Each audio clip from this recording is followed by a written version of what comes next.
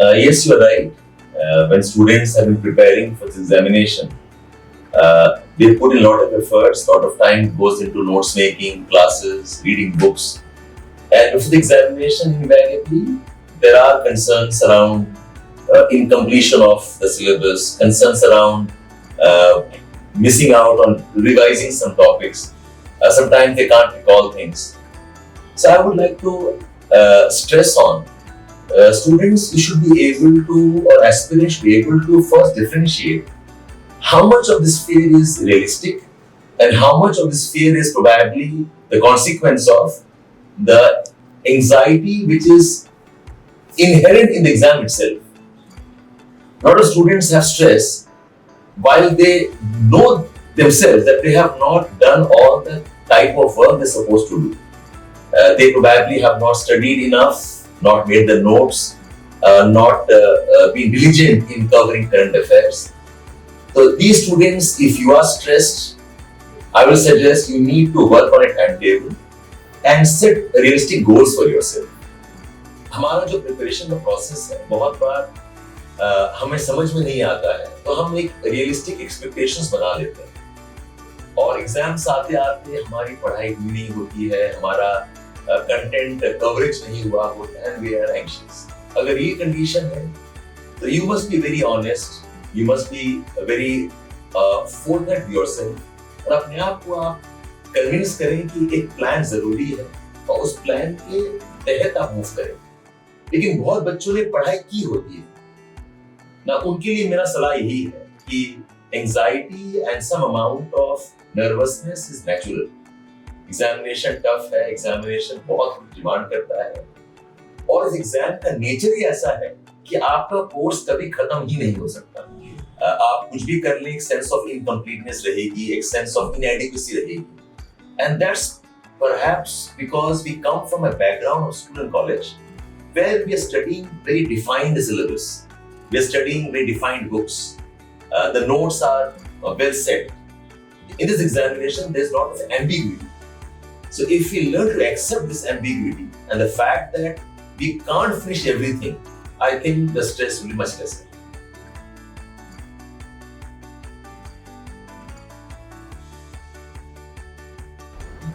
There's one suggestion I give all such students is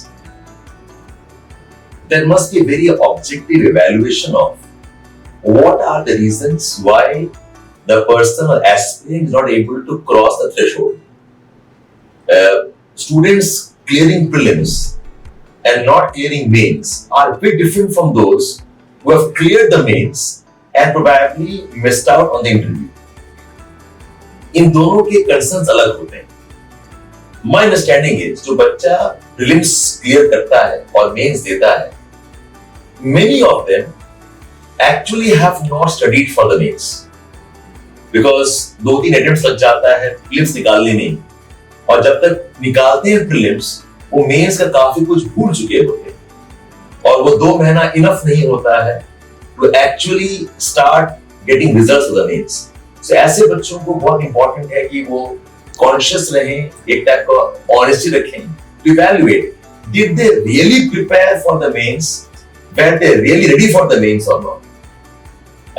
While I can counsel and say a lot of good words and kind words, the fact is बच्चों को बड़ा objective assessment करना ही पड़ेगा. Stress हटाने का एक तरीका ये होता है to start knowing the race that they have got into. As long as आप ऑपरेट कर रहे हैं from the zone of unknown, कि आपको पता नहीं है क्या पढ़ना है, आपको पता ही नहीं है किस टाइप के क्वेश्चंस आने वाले हैं, आपको पता नहीं है कि आपके मिस्टेक्स क्या हैं, आपकी वीकनेसेस क्या हैं, तो you always will be nervous and scared because of the chance factor.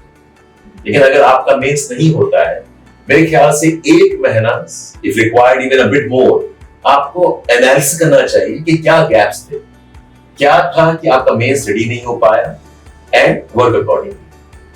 और जो बच्चा मेंस देता है और इंटरव्यू तक आता है, yes it's a terrible feeling because you are almost there, but उनके लिए भी यही राय है. एक तो most of them who don't clear the final hurdle is because interview में परफॉर्मेंस अच्छी नहीं होती. बिकॉज मेंस में बहुत ज्यादा डिफरेंस नहीं होता है. Of course there are some who are on the higher side of the cutoff, but most are in a very narrow range of mains marks. तो ऐसे बच्चों को ज्यादा मायूस नहीं होकर they must realize they actually are not starting from scratch. एक human tendency होता है कि अगर स्टेप 2 3 में मिस हो गया तो लगता है यार हम तो फिर कुछ भी नहीं जानते हैं, वापस फ्रॉम स्क्रैच करते हैं. Don't do that. आपने इंटरव्यू दिया है, आपने मेंस क्लियर किया है, तो डेफिनेटली आपका बेस स्ट्रांग है. कोई भी बच्चा इंटरव्यू का कॉल से आता है, इट्स इम्पॉसिबल ही is studying without a good conceptual base. So be generous to yourself, be willing to appreciate the fact आप इतने दूर तक गए हैं, and then I think the main work is the interview वाला preparation. So इन दोनों बच्चों के concerns अलग होते हैं. Be realistic, assess yourself well, and start the process.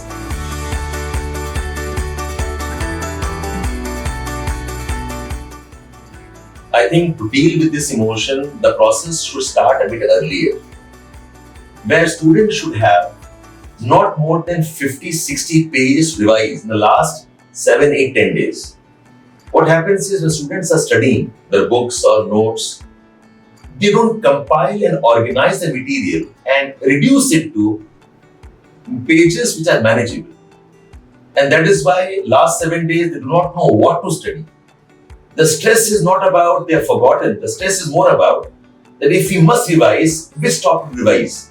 Which particular topic should be, okay, maybe read again. So if they can prepare the list of topics, notes, maybe 5-6 months before the examination and keep compiling, reduce all the notes to not more than 60, 70, 50 pages. So repeated revision of those 50 pages last 10 days always helps. But अगर आपके पास वो compiled form में नहीं है, ये 7 दिन will be tough. That's one part. Second part is, I always believe that some amount of anxiety is good for the performance. Zero anxiety performance, I don't think is what you must strive for. अगर anxiety है तो sense of work hard रहता है, sense of efforts भी रहता है. That's natural and that is not to be troubled about. In fact, I remember there are students who come and tell me कि sir anxiety नहीं हो रही है, इसलिए एंजाइटी है हमारे पास. Because I don't feel nervous, I'm nervous. What if I'm missing out something I do not know? So I think that's okay. But the trick is, last 7 days का जो पढ़ाई रिविजन करना है, वो आपके पास एक consolidated, summarized form में होना चाहिए. That will take care of last 7-8 days of stress.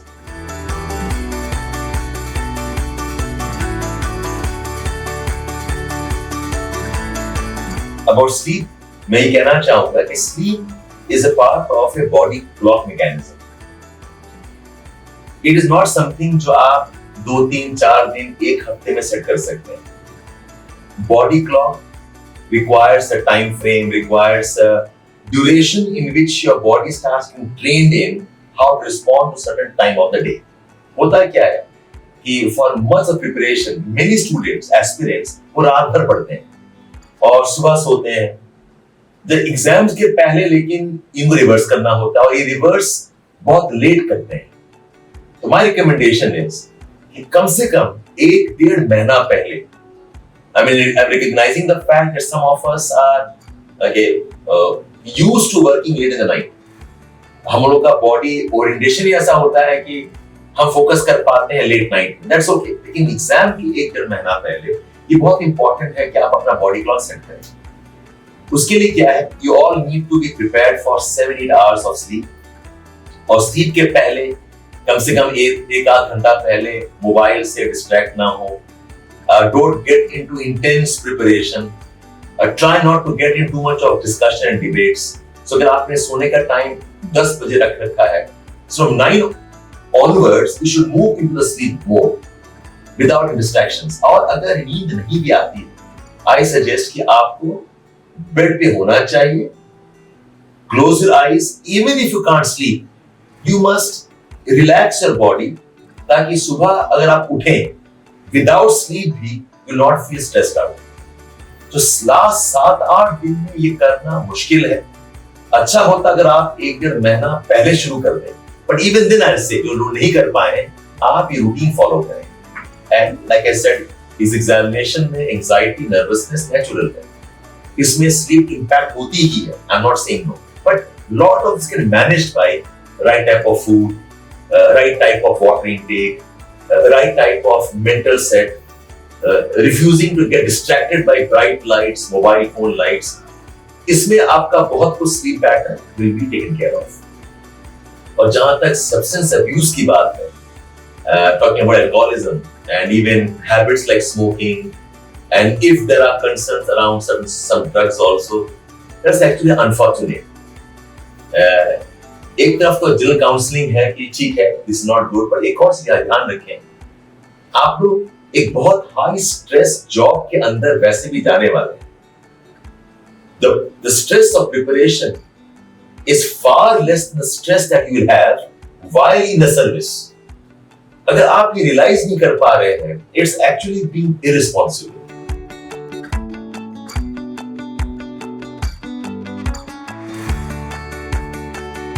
और जहां तक सब्सटेंस अब्यूज की बात है, talking about alcoholism and even habits like smoking, and if there are concerns around some drugs also, that's actually unfortunate. एक तरफ तो general counselling है कि ठीक है, दिस इज नॉट गुड, पर एक और चीज ध्यान रखें, आप लोग एक बहुत हाई स्ट्रेस जॉब के अंदर वैसे भी जाने वाले हैं। The stress of preparation is far less than the stress that you will have while in the service. अगर आप ये रियलाइज नहीं कर पा रहे हैं, it's actually being irresponsible. You'll be part of decision making process. You'll be part of lot of stressful conditions dealing with law and order, development policies. There always executive political का tussle लगा रहता है। अगर आप इस exam pressure में आप substance abuse की तरफ चले जाते हैं, तो your life in the job will be terrible one. So अगर आप अपने आप को मेडिटेशन के थ्रू हो, पॉजिटिव थिंकिंग के थ्रू हो, काउंसलिंग के थ्रू हो, and importantly in company of good friends रखें, I think that's the way forward. Talk to people, get counsel. I'm sure there are a lot of institutions that do some amount of correction, but this is entirely a self responsibility काफी हद तक। Small dopamine के जो kicks हैं, short term gratification के जो options हैं, I am sure all of you know that they are bad for your health, they are bad for your mental state of mind. अगर आप वो करके आप पढ़ने का कोशिश कर रहे हैं, तो आपकी पढ़ाई तो नहीं होगी, लेकिन बाकी सब भी आपका डैमेज हो जाएगा। It's more about awareness and being honest. That's the only way you can deal with problems of substance abuse.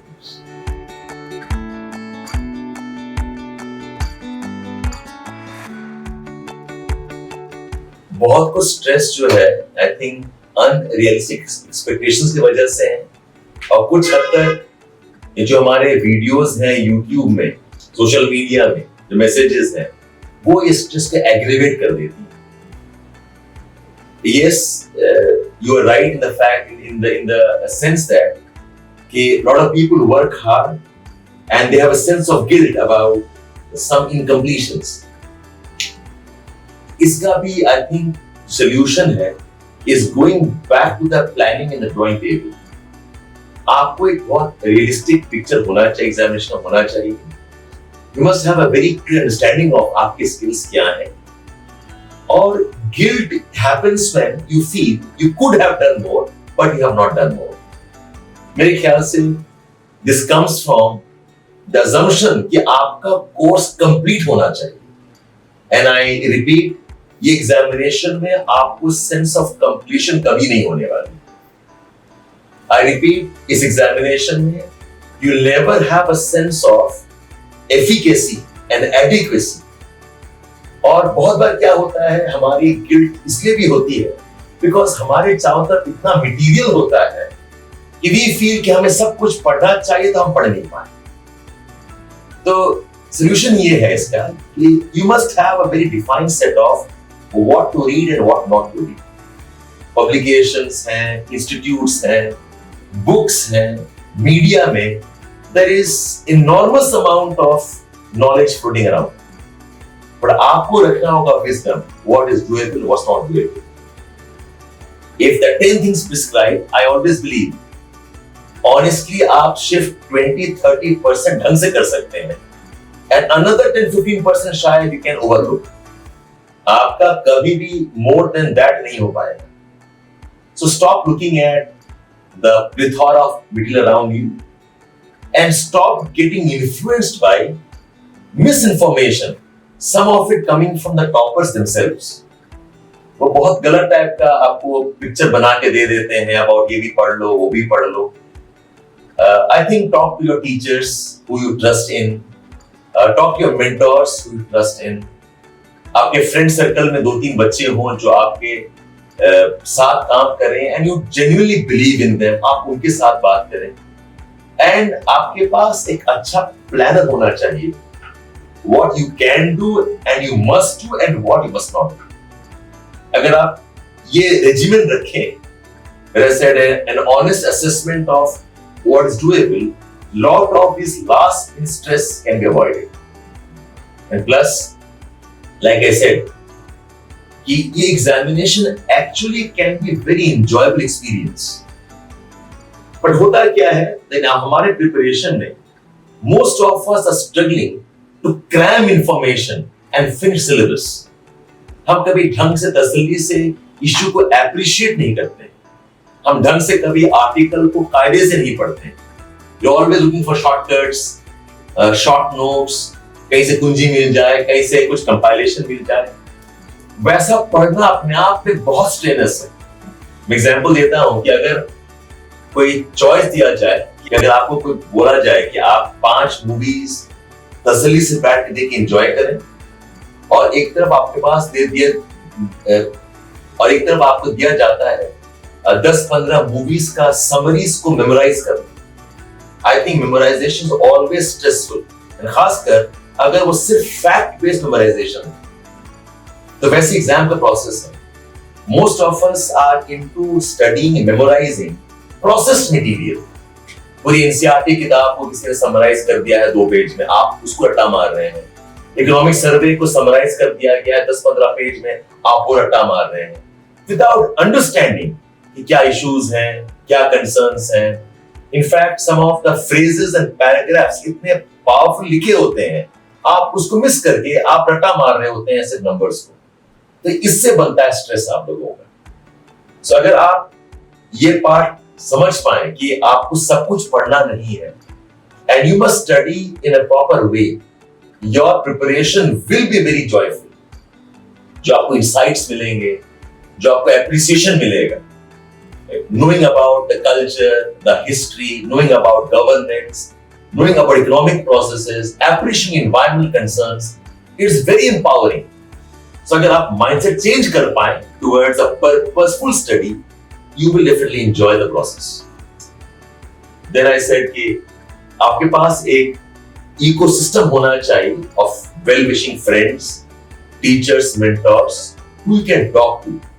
There is no substitute to a human touch in the preparation, and you must find a way who you can talk to. जैसे अगर आप depression अगर शिकायत है तो find a counselor you can speak to, or friend you will do. Sometimes your parents are good enough, find that. And third, very important is have a sense of priority. कि इस examination का एक बहुत wrong understanding है कि exam में कुछ भी पूछ लेता है. आई हैव हर्ड स्टूडेंट्स से that anything under sun can be asked. ऐसा नहीं. क्वेश्चन का एक डिजाइन है, एक पर्पस है. अगर आप प्रायोरिटाइज कर पाए कि हमें ये 10 जानना है, ये 2-3 चीज जानना है, not the rest. Don't get carried away by material around you, by institutes and the courses around you. Don't get carried away by the social media content around you. Okay, then I'm sure this process will be very, very joyous and enjoyable.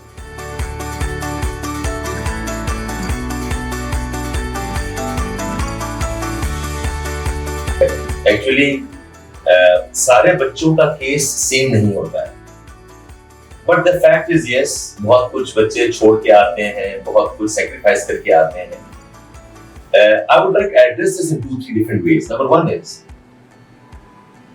जो बच्चे exam में घुस रहे हैं, before you quit a job, before you invest money in the preparation, before decide कि आपको 2-3 साल देना है प्रिपरेशन में, एक बहुत इंपॉर्टेंट एस्पेक्ट है कि आप एग्जामिनेशन का नेचर, एग्जामिनेशन का डिजाइन एंड क्या जरूरी है प्रिपरेशन, उसका एक बहुत क्लियर ऑनेस्ट असेसमेंट आपके पास होना चाहिए. Just jumping out the job and starting the preparation is not a very wise thing to do. आप लोग most of you are mature enough to understand कि examination has a method to it.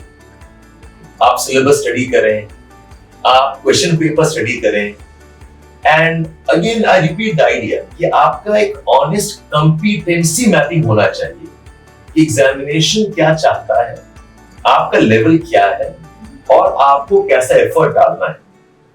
Only after doing the assessment you should decide कि आप while doing job आप करेंगे, while doing some higher courses आप करेंगे या फिर सब छोटा पढ़ाई करेंगे. This is one mistake which comes back to haunt most of the aspirants. Because the fact तो यही है कि prelims लिखने वाले बच्चे 15,000 16,000 ही होंगे around that.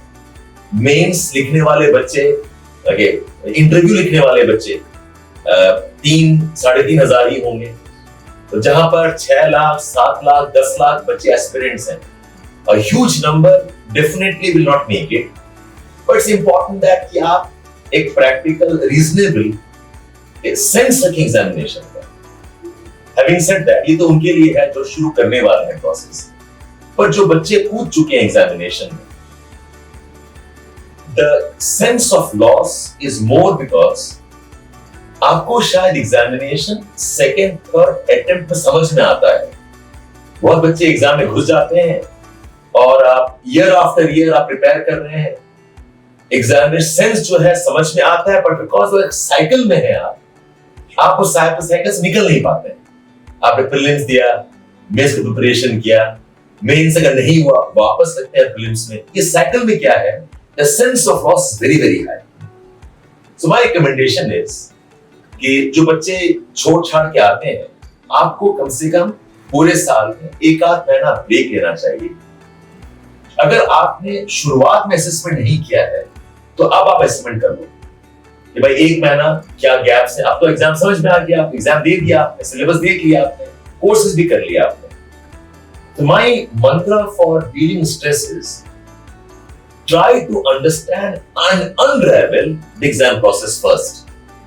Try to understand the exam's demand first, exam's design first. अगर आप ये शुरुआत में कर लेते हैं, you can plan properly. अगर शुरुआत नहीं किया है तो मैं कहूंगा कि आप एक ब्रेक लें, तो 1-2 महीने का, और ये असेसमेंट करें ढंग से, and then get back again. Having said this, let's also be aware of one more thing. ये जो आप टाइम डाल रहे हैं प्रिपरेशन में और जो एंजाइटी है सैक्रिफाइस करके आए, ये सैक्रिफाइस मेरे एक्सपीरियंस में कभी बेकार नहीं जाता. डर is the fear that you have is not so much about exam qualify नहीं होगा. एक फियर होता है कि क्वालिफाई नहीं होगा तो आगे क्या करेंगे, उसका ज्यादा डर होता है. तो माई 2 cents here is कि आपकी मेहनत के बेकार नहीं जाएगी. और मैं हमेशा कहता हूं, ऐसा कोई भी एस्पिरेंट है नहीं जिसने मेहनत किया हो और क्वालिफाई नहीं करके वो बेकार घूम रहा है. That's impossible to find as a case study. Most of them get through something. Examination बहुत कुछ सिखा देता है, endurance, perseverance, how to prioritize work, process सिखा देता है आपको. I think if you have faith in that much, the stress will be less. But yes, sacrifices are important. एक statement में बच्चों को कहता हूं कि anybody who has achieved anything big in life, anybody who has ever been successful beyond the regular success, he could not have achieved that working from a frame of convenience.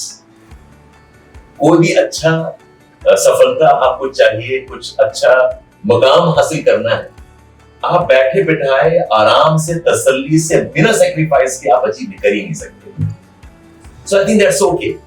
आप sacrifice कर रहे हैं, don't feel guilty about it. Like you have done it. Now get organized and trust and have faith in yourself.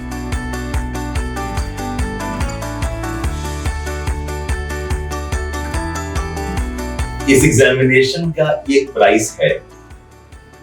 There is sacrifice of time, there's investment of money, and there are also a lot of relationships at stake. I think any effort, any work, any ambition, जिसमें कि 2-3 साल लग जाए और जिसमें कि on an average आप 6, 7, 8 घंटे per day डाल रहे हैं, and the type of stress that you go through, इसमें relationships definitely get compromised. एक तो है जो stress factors होते हैं. बहुत सारे stress factors are because of our thought process, because of our assumptions. उसके लिए मैं अलग से बात करूंगा. But एक और stress factor related to exam or relationships are part of certain depression disposition of aspirants itself. कुछ बच्चे होते हैं who are anxiety prone, जिनका genuine depression issues होता है. Mental health, unfortunately, in India is not so much talked about. It is a taboo to talk about issues of depression and anxiety, which I think is a terrible thing. तो जिनको ये problem है, मैं कहूँगा कि आपको एक specialist, आपको एक डॉक्टर के पास जाना चाहिए. Talk to a counsellor, talk to a therapist. There are a lot of trained therapists, even listeners for that matter, are dealing with this. So I will not trivialize this. आप अपने आप को भी ना करें कि ये तो बेकार चीजें हैं. नहीं है. Depression is a very common thing. वो अलग अलग फॉर्म में मैनिफेस्ट होता है. किसी को सैडनेस है, किसी को एंगर इश्यूज हो जाती हैं, किसी को डिटैचमेंट हो जाता है, किसी को लॉस ऑफ पर्पस या सेंस ऑफ फ्यूटिलिटी होता है. ये सारे सिम्टम्स, लैक ऑफ स्लीप है, लैक ऑफ हंगर है, भूख नहीं लगती है, ये बहुत सीरियस कंसर्न्स हैं. आप लोग प्लीज जाके थेरेपिस्ट से मिलें, उनसे बात करें, take medications but not self medications. तो ये एक पार्ट है which I think I should not be counseling about. Let the specialist do it. On the other hand, there are some who are actually not patients of depression and anxiety. It's more of a mental thing, a sense of loss because they lose partners. इसका answer मेरे पास तो नहीं है कि what can they do to deal with this, but I think in general, अगर आप relationships में हैं, spouse हैं या आपके relationships में बेस्ट फ्रेंड्स हैं, गर्लफ्रेंड्स हैं, बॉयफ्रेंड्स हैं, योर वाइफ है, पेरेंट्स हैं, इस बहुत इंपॉर्टेंट है कि इन लोगों को आप अपने प्लानिंग प्रोसेस में इंक्लूड करें. At least talk to them about ambitions, talk to them about your stress factors, talk to about objectives that you have to meet, milestone you have to meet. उनसे बात क्या करें. अगर आप अपने आप को सेक्लूड कर देते हैं, you remove yourself and you kind of isolate yourself, that is not a very good strategy. ये भी फैक्ट है कि बहुत केसेस में फैमिली की सपोर्ट मिलती नहीं है. That's unfortunate. But then, okay, somewhere you have to find your friends, and a very good therapy in this, I think, is a good, nice, close-knit group that works together. Generally, हमने देखा है यहाँ पर a group of 2, 3, 4 students who come together, they study together, they motivate themselves. अगर उसमें आपके friends भी आ जाते हैं who you want to have a partner or partnership with, it's very nice. So there is no solution beyond talking about it, sharing your concerns, and making a group of yours that can understand and deal with the problems. और जहाँ पर medical condition है, I repeat, you must talk to a psychologist, talk to a trained counselor who can address your concerns.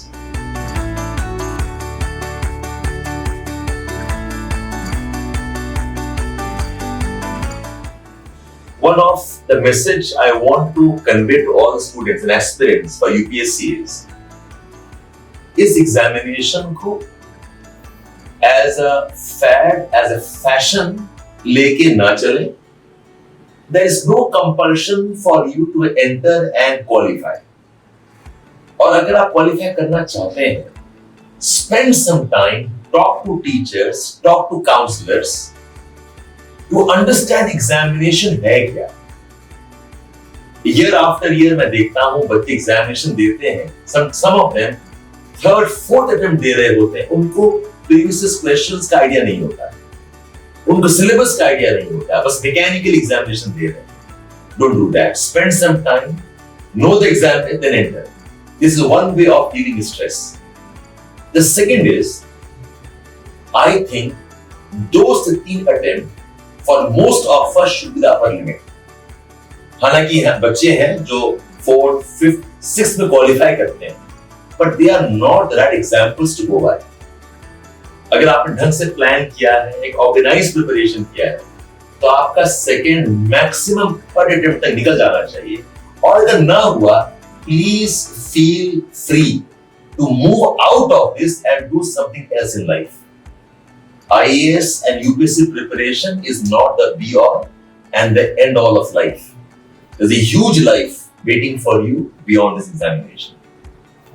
Third thing बताना चाहेंगे for stress is, आप जो 3-4 या 2-3 साल डालते हैं इन योर मिड 20s और late 20s, it's a good thing आप ये काम कर रहे हैं. तो लाइफ में अगर इस एज स्पैन में अगर आप रिस्क नहीं लेंगे, तो आप कब रिस्क लेंगे? So I tell everybody कि अगर आपके पास वो एम्बिशन है और आपके पास रिसोर्सेज है, this examination is worth the attempt and don't feel guilty about it. In a life of 75, 80, 85 years of life expectancy, 2-3 साल is no big deal. And see these 2-3 years more like development of your personality, जहां पर आप groom हो रहे हैं with content, knowledge, appreciation beyond your regular college curriculum. अगर आप इस माइंडसेट से आते हैं प्रिपरेशन की, तो आपको स्ट्रेस कम होगा and you will enjoy the process. So there is nothing to feel bad about कि आप क्वालिफाई नहीं कर पाए. There is no guilt you must carry forward you have wasted 2 or 3 years, because ये टाइम कभी waste नहीं होता. और ये प्रिपरेशन आपको इतना कुछ सिखा देती है, आप किसी भी ऑनलाइन में जाएंगे, you might take 2 or 3 years more, but you will do better than most of your classmates and your peer mates. और जहां तक expectations की बात है, the family, friends, I think it's part of the package. आप उसको escape नहीं कर पाएंगे. और expectations वही होती हैं ना जहां पर ambitions होता है. उसके लिए आप इतना अपने आप को torture ना करें. And luckily for all of us, we have got nice platforms. We have got online institutions जो पहले नहीं था, अब ये सब है. आप उनसे बात करें, and I'm sure this examination will be not as stressful as some of you thought it would. Thank you so much.